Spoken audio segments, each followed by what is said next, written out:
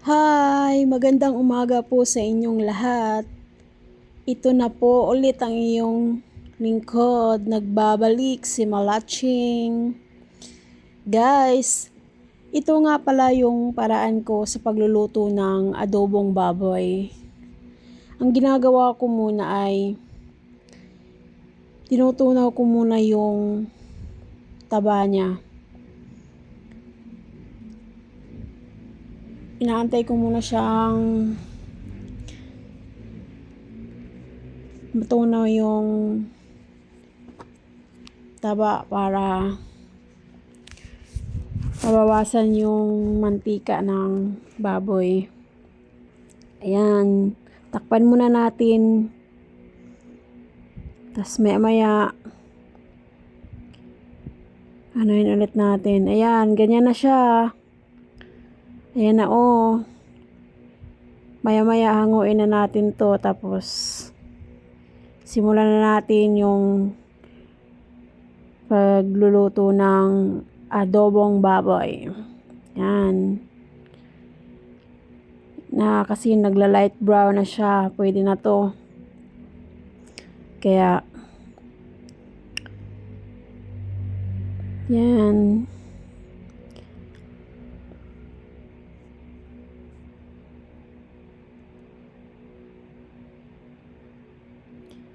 Masarap to guys. Kaya panoorin mo hanggang dulo. Hanguin ko na to kasi okay na.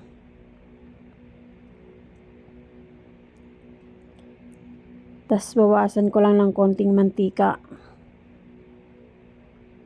Tapos yung mantika niya, yun na rin yung lulutuan natin. Pag nahango ko na to guys,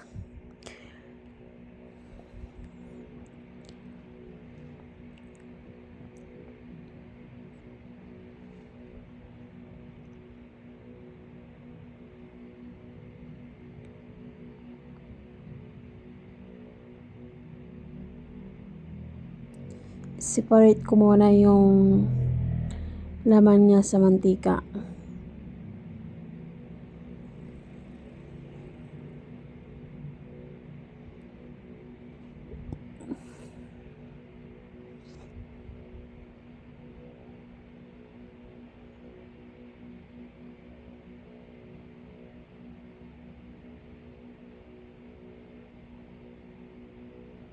Ayan, konti na lang yung mantika na. Nabawasan ko na siya ng konti.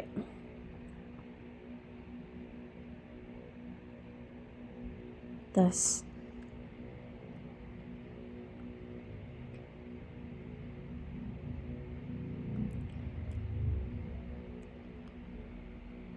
yung tira niyang mantika, lalagyan ko na ng asukal. Tutunawin ko muna yung asukal.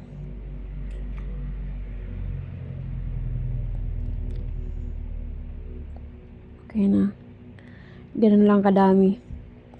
Ikaw lang yung magtatansya kung gaano kadami yung asukal na ilalagay mo. Tapos anuin ko lang to. Antayin ko lang kung hanggang kailan matunaw. Pag natunaw ko na to, ilalagay ko na yung karne.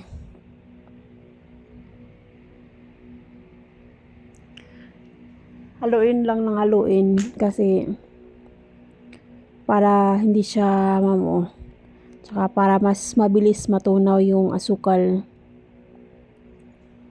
Tapos yung apoy niya hindi naman ganun kalakas. Tama lang. Para yung asukal hindi siya masunog. Antayin mo lang siyang matunaw.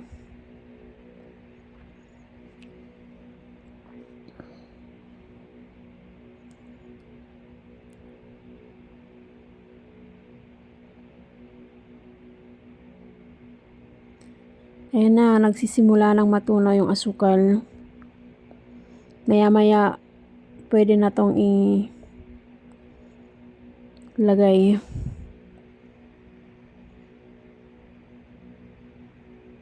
Konti na lang.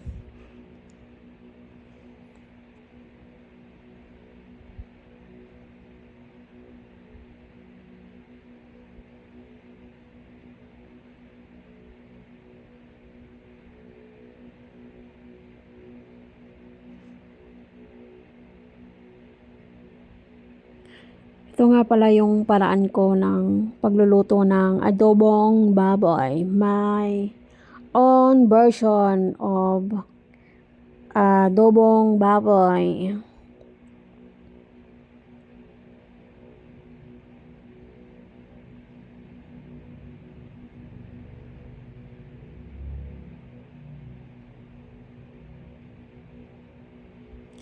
Yung pagtutunaw ng asukal, medyo matagal-tagal ng konti. Kasi hindi mo siya pwedeng ilagay ng hindi tunaw. Ayan na guys.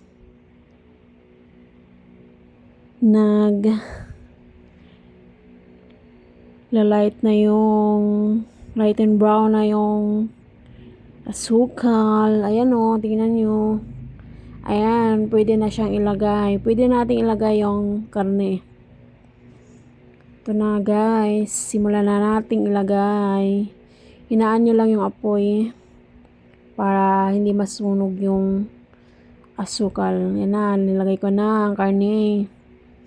Tas, haluin mo lang siya ng haluin hanggang sa mahalo yung lahat. Ayan na.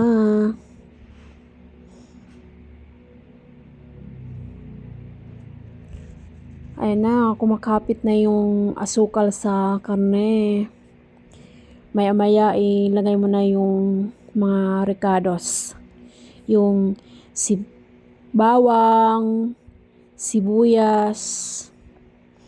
Pwede mo rin lagyan ng sili kung meron kang sili. Tapos ito guys, lalagyan ko din to ng nilagang itlog. Naglaga ako ng 4 na pirasong itlog para ilagay dito sa adobo.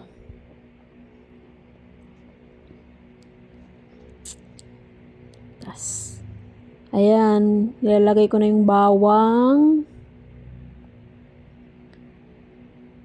You know.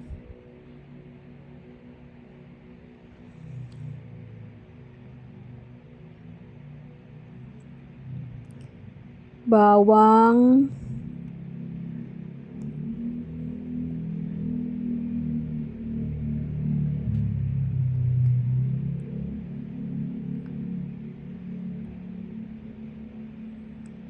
Sibuyas. Tsaka guys, lalagyan ko nga din pala to ng luya para mabango yung adobong baboy ko. Optional lang naman ito. Nasa sa inyo naman kung gusto nyo o hindi. Tsaka lalagyan ko din to ng pamintang dorog.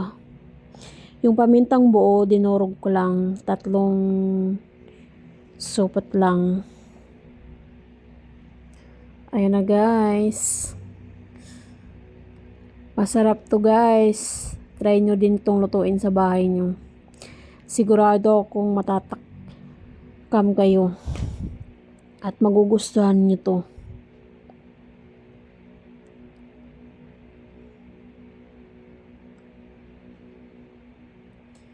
Isa din to sa mga favorite ko.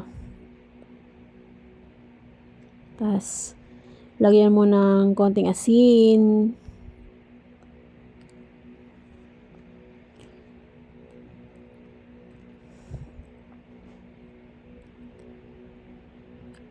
Tsaka, magic syrup ang ilalagay mo dito.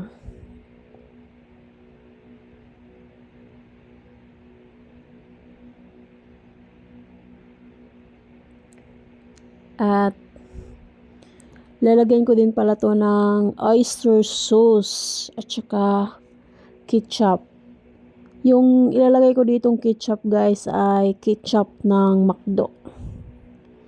Nung nag-McDo kasi kami last time, madaming ketchup na binigay yung McDo. Tinake out ko yun kasi sayang din yun. Kaya ngayon, naisip kong ilagay dito 4 na piraso.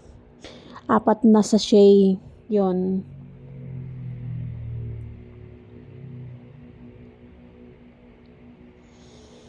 Yan, nilagay ko na yung pamintang durog.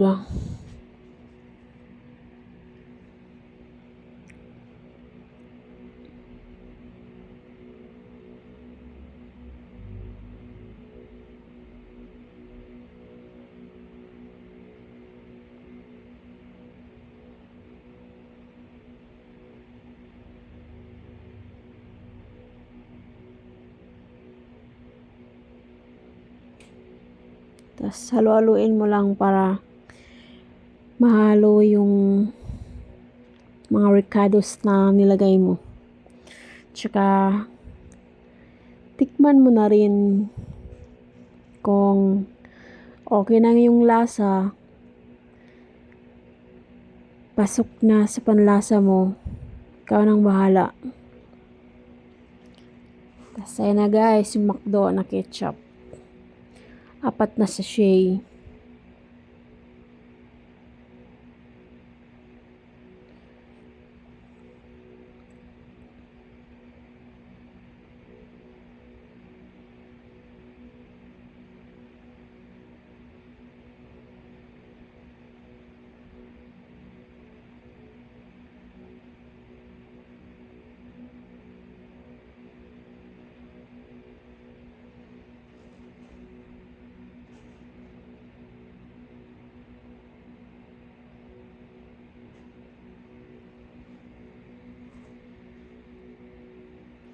Tapos haluin mo lang ng haluin ulit hanggang sa mahalo na.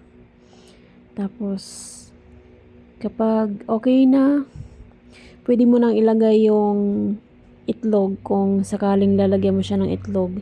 Tsaka guys, nilagyan ko din pala ito ng suka. Konting suka lang.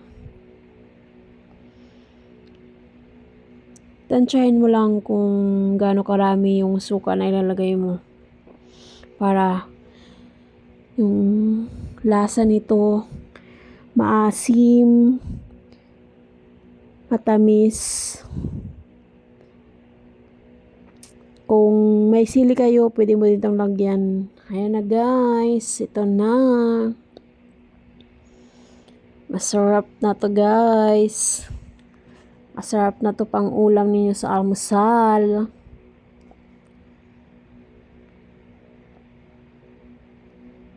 Hoy, bilisan mo ng balatan yung itlog. Okay, para mahalo na to. Tapos, kaya na tayo ng almusal. Ayan na.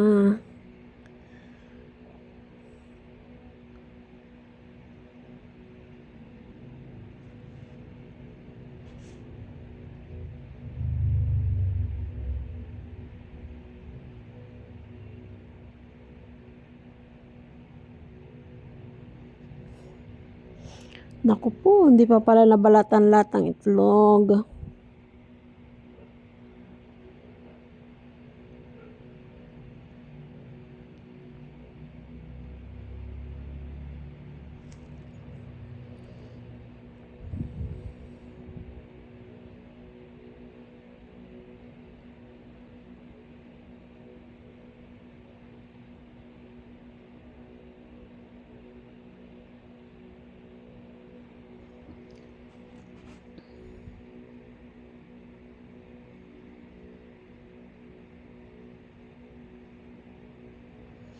Yung paglalagay ng itlog guys, optional lang.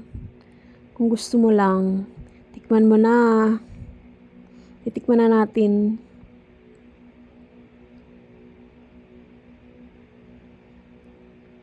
Oh guys, pasok na sa panlasa ko. Maya-maya, patayin na natin yung apoy. Kasi tapos na siya guys. Bye. Ayan na siya guys, oh. masarap na yung adobong baboy ko.